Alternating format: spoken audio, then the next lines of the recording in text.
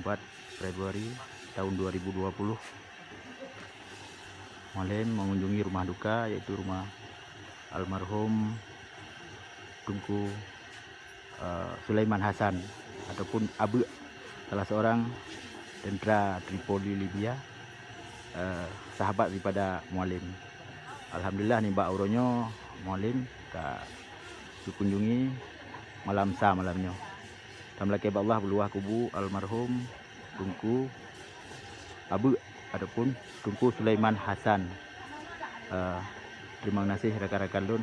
Nyokonyo kediaman almarhum Tunku Sulaiman Hasan.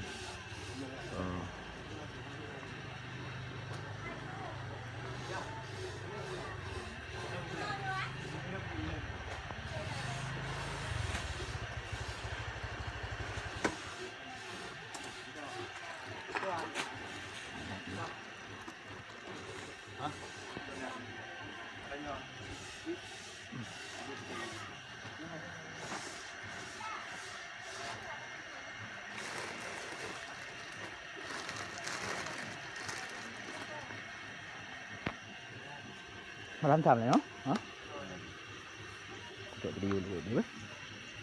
Rumah almarhum, rumah duka Tunku Sulaiman Hasan, sahabat daripada Mualim, tentera Tripoli Libya. Baru kagak tinggal kita di Pantai Labu ataupun di Simpang Rawa itu.